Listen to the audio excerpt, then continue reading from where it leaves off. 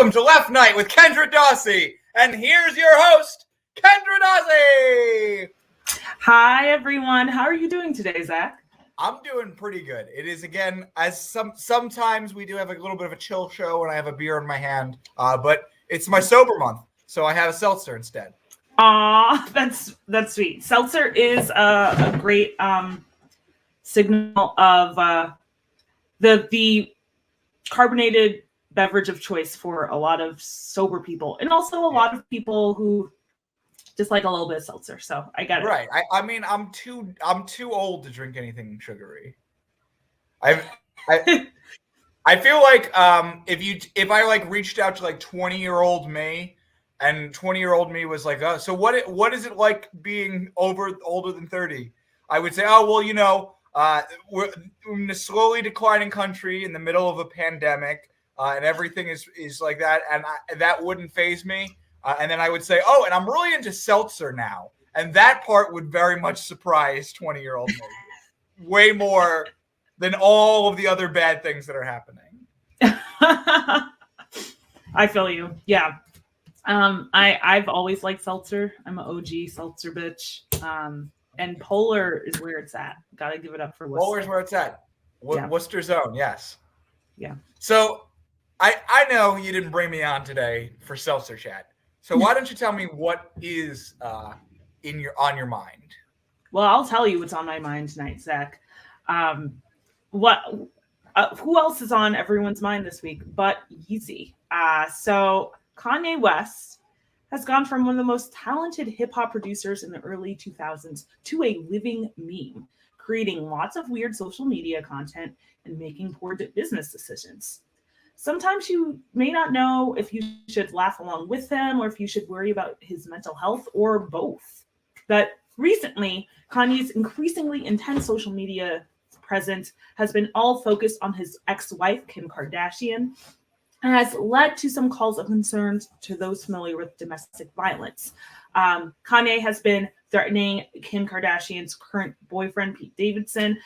He also did do one funny thing and call him Skeet, I believe is how you would say it. But he's also been having a lot of escalating behavior, like buying a house directly across from his ex-wife's house, refusing to sign the divorce papers, etc., etc. To put it delicately, it's been getting weird. And of course, any conversation around Kim and Kanye at this point invariably turn towards conversations about Black masculinity, mental health, and everything else. And of course, there is a lot going on here, but I think it is very important to recognize class. It's easy to flatten the true dynamics of this event by ignoring class. Yes, Kanye West is a Black man, and that is a group of people who have been traditionally stigmatized for talking about mental health issues. But he's also rich enough to afford 4 therapy sessions per day.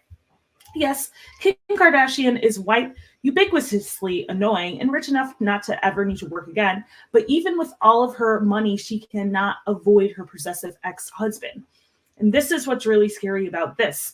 It's literally 2 very rich people who have been given all of the opportunities and yes men in the world, literally trying to battle and avoid each other. So most people suffering mental illness are actually victims of violence, especially when people call the cops to call them for a wellness check. This is an unfortunate reality that we need to hold side by side by the fact that Kanye West is not most people. And that being said, if a woman is facing stalking, threats of abuse, or domestic violence, sometimes it is recommended that she go to police, even though more often than not, police do not do much. There have been many, many cases of women warning law enforcement of incidents of stalking and other concerning behavior from men in their lives, only to be ignored until it is too late. Of course, here at Left Night, we do want to build a world where women could respond and prepare themselves, or fight against incidents of domestic violence without involving the police, because more often than not, it doesn't help the women, unfortunately. Kim Kardashian is obviously rich, could probably provide herself with some security, but even then, she does seem like she has been genuinely worried and concerned about Kanye's actions towards her. So Kanye just really needs to calm down. Hopefully, hopefully some people are kind of smart about this conversation coming up. It's kind of scary because there are a lot of memes about it, and some of what Kanye has been saying has been funny, but a lot of it also has been very concerning, and very scary, and a little too familiar for people who have faced domestic violence and stalking incidents before. So my hope is that Kim Kardashian does not have to call anyone. Kanye gets medicated. I don't know. But what we want to do at Left Night tonight is talk about normally embarrassing things, normally embarrassing ways to react after a breakup. So if you are not potentially a narcissistic abuser and you're not, trying to get your ex-wife to just like pay attention to you, even though she said that she wants nothing to do with you, you could be like Zach and I and just be normal. So Zach, come on back. Let's talk about some embarrassing breakup stories. Kanye, you're not going to listen to this or us or anyone, but like, here's a way to be normally embarrassing without the media having lots of think pieces about it. So, so as you may know at home, I am ran through. One of my embarrassing things that I've done after a breakup is I have fallen on. So they broke up with me when I was drunk, but they didn't know I was drunk. And I almost immediately fell onto my ex-lover's coffee table. So that is one thing that I have done. Nice. One time somebody ghosted me, and then I accidentally left them a 14-minute pocket dial voicemail. Oh no! I did not follow up on that, but I saw it in my recents, and I was like, "Oh no, oops." Yeah. So that's something. That's an embarrassing thing that I did. Yeah. It's very easy to be embarrassing and be cringe and just never cross that line.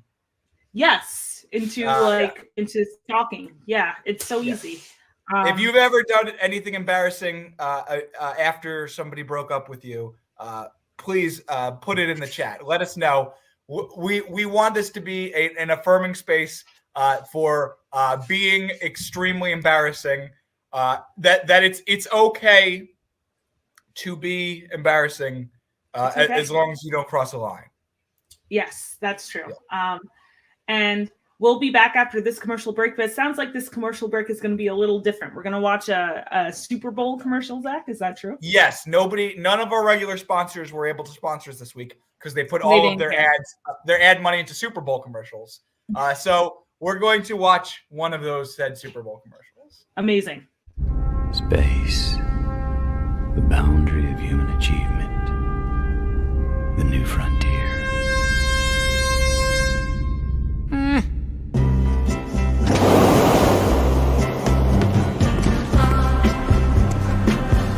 It's not time to escape.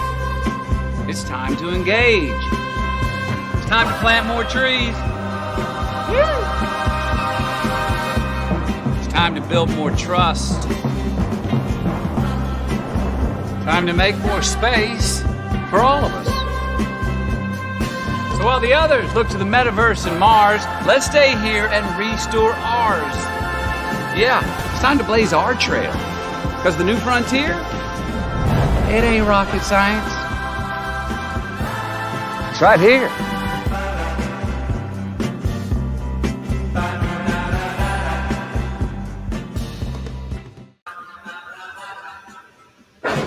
Whoa!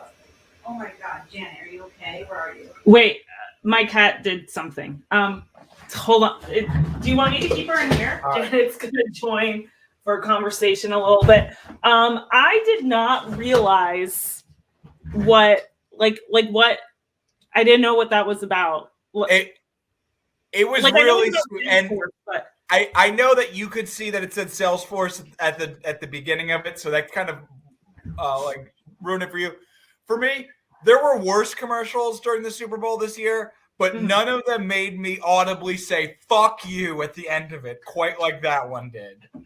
Because it's all about this like world changing and like and then what, some business software that spent 10 years hemorrhaging money and just getting more and more angel investors, and then eventually making a profit, and then cutting a deal with ICE so that they could use the software to keep tabs on people they were detaining.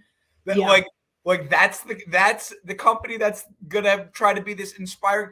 It's all, every company now.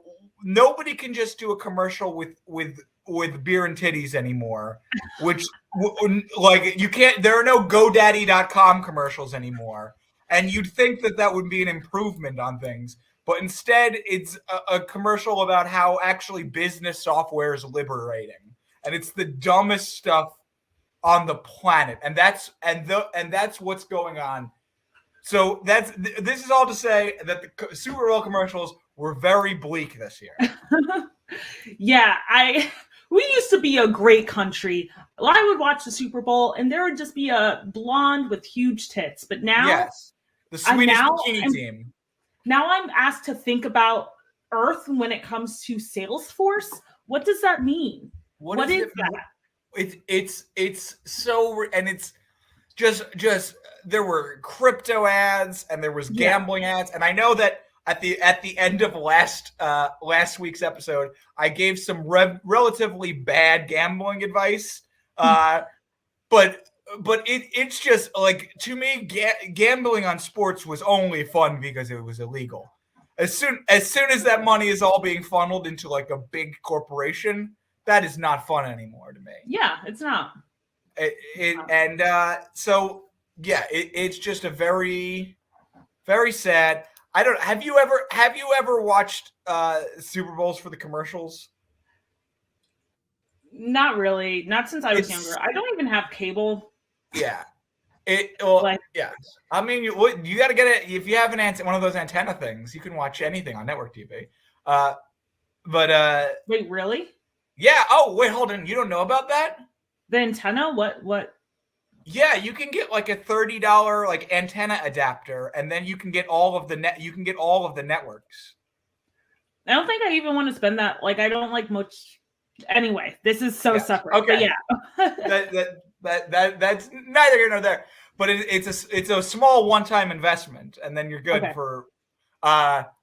Good. So, thank you for giving us that tip. I'm still listening. Yeah. I'm just making sure she doesn't eat because she was giving medication she's not supposed to eat after. Okay. This is slowly but surely becoming Janet's show. Janet just keeps doing things. I know. Yeah. Last Night is sponsored by some antenna without a name. You can Google it and find out what they're called. And Janet Carmela Jackson, the cat. Her full name is Janet Carmela Jackson because I've also been watching The Sopranos for the first time. So that's which I still have not watched because I'm a fake New Jerseyan. Yeah, you're a fake New Jerseyan and a fake Italian. Okay. Yes, I'm a complete fraud.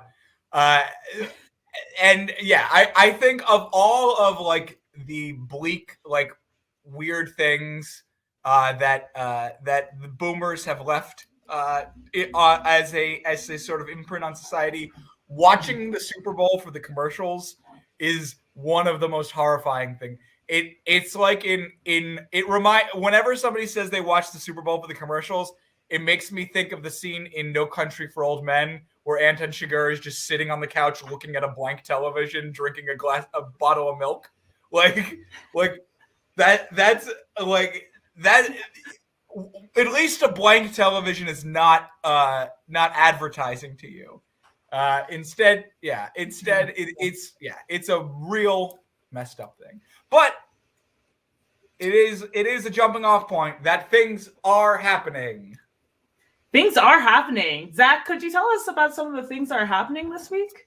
Yes. So we talked about the Super Bowl ads that were bleak. We don't have to talk about the game. It was fine. Prince Andrew. I wouldn't know. Prince Andrew settling out of court for being a royal pedophile. Oof. Okay. Damn. Yeah. Yes. Again, why would you want a royal family? For whatever I am on the record being anti-British for a number of reasons. They're ugly. They can't cook. They are TERFs. They try to control half the world, etc., etc. But they always like try to get on Americans like, what? Well, you don't even have healthcare. It's like, yeah, I don't have healthcare. And I also don't have a group of old pedophiles living in a house that I'm paying for. I mean, we do have a president, but we don't have we don't have this like extended genetic experiment that is also a group of rich pedophiles whose house we're paying for. Right. Yes, we are paying at least our rich pedophiles who we pay for the houses for. They have to have the grit and determination to make it into office. The rich pedophiles that the British people are paying for, they do the same because they also have a parliament. So they also vote for their groups of rich pedophiles. But then they also have a group that's just there because they were born into the rich pedophile family. Yeah. So Britain, you're still very weird, and you can't cook. What else is going on? So it seems like, and by the way, if you have anything you want us to chat about either this week or next week, leave it in the chat, and we will try to get to it, or we will get to it next week. Who can say for sure, which we'll do. So there is Disney today announced a new planned Disney community that they are making outside one of its theme parks. No, don't do it. It's God, that's like that must be the most annoying place to live. Someone dies and then they like have to do that like Men in Black thing to everyone around, so no one like associates a place with death. Like you can't frown. Mm-hmm. Yeah. I don't trust it. Don't fall for it, everyone. Don't fucking fall for it. Well, what's funny is they did this once already. They tried to create a town called Celebration, Florida. No. And they ended up having to sell it because it didn't work out. But I do think that since Celebration, Florida, which was about 10 years ago, there are two big changes. One is that I feel like Disney adults have just exploded in their commonplace and popularity in that time period, and I think more people who are Disney adults have probably been able to get like good jobs since then. And then the other thing is that more people can work from home now than ever had before. So whereas Celebration in Florida may have suffered from the idea that there's no jobs in Celebration, Florida, other than maybe working for Disney. Now that everybody can work from home, there are people who sort of their ideal world would be one where they just stay at home and work, and then to go out, they go to a children's amusement park. And these people exist, and my stance on it is that I don't think if we can isolate all of the Disney adults into one community, there are worse things that we could do.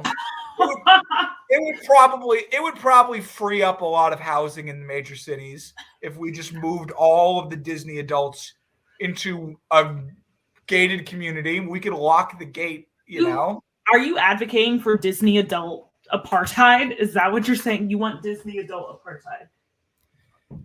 Yes. Sort of. Well, it's not really apartheid because it's a choice that you make. You're just highly encouraged to make that choice. Nobody's born a Disney adult. You're born a child and you like childish things like Disney movies. And then you can say, here's the rest of the world and I'm going to engage in it. Or you can become a Disney adult. You're not wrong. You're not wrong. That's all I could say. Anyway, so yeah, they are trying to make this other community. I feel like that's not a good idea. Right. Ew is what I have to say. Yeah. Anything else going on? So to the surprise of nobody, it doesn't seem like there's actually going to be a war in the Ukraine. Yep. It seems like that may have all just been a sort of an excuse for saber rattling, and we probably missed it and blinked, and like an extra $3 trillion was appropriated to the military budget.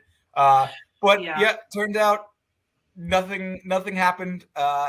Everybody was like, "Oh, it's going to happen this weekend. No, it's going to happen." No, it doesn't look like it's gonna happen.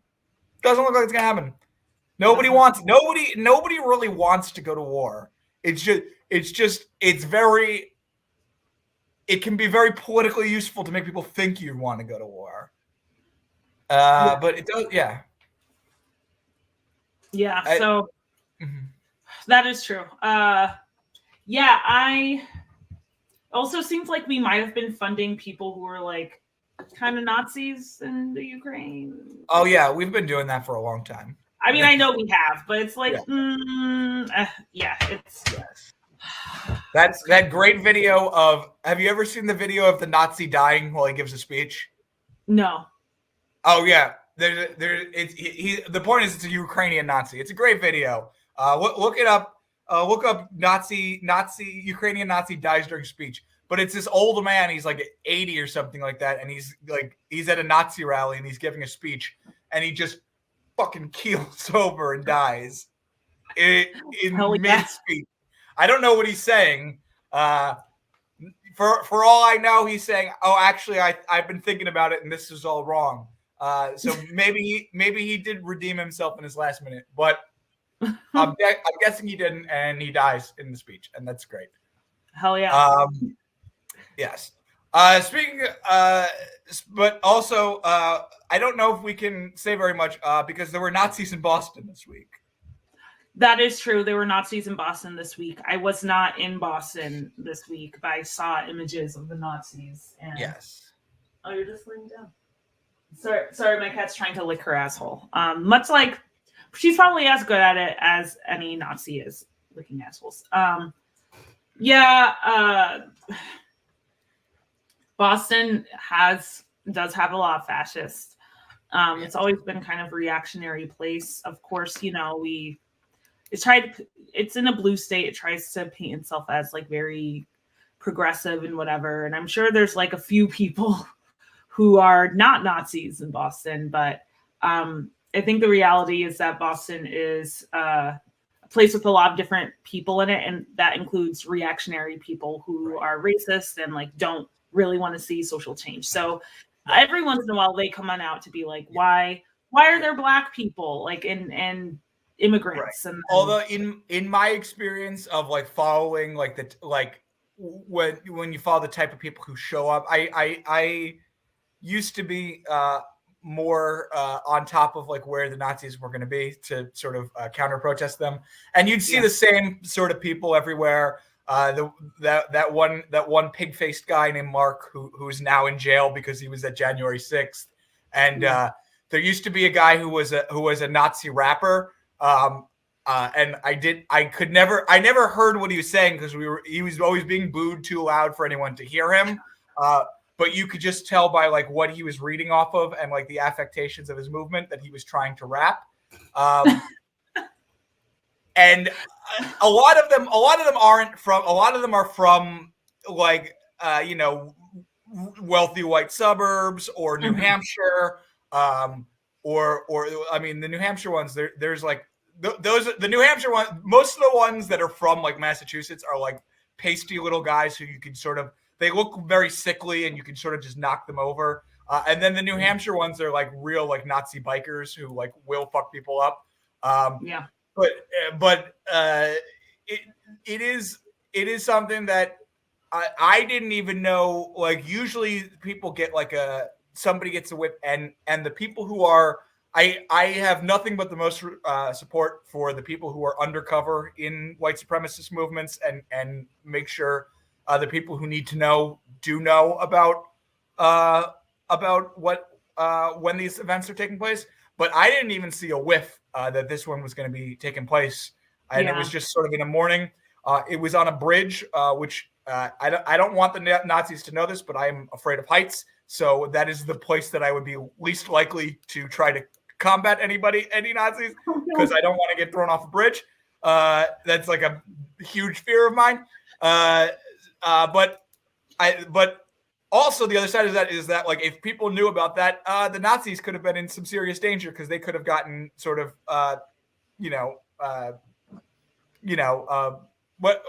what is it that the cops always do to protesters, like a tea kettling or whatever? Oh yeah, where it's like where you like kind of push people into one place. Yes. So there was a chance that could happen. So they did not want to broadcast that they were doing this, but it's fucked up. And something else that's been going on for weeks, and we probably should have covered it, and it's actually bad that it's actually our bad that we haven't. Is that there's just deranged people who are protesting outside of Michelle Wu's house every day. Yeah. That are just they're just like it's like cops who got fired because they didn't get vaccinated, which it could have been 100, it could have been 99% of the cops were unvaccinated and got fired, and it still wouldn't be enough. But that is, and then Beth Wang, who is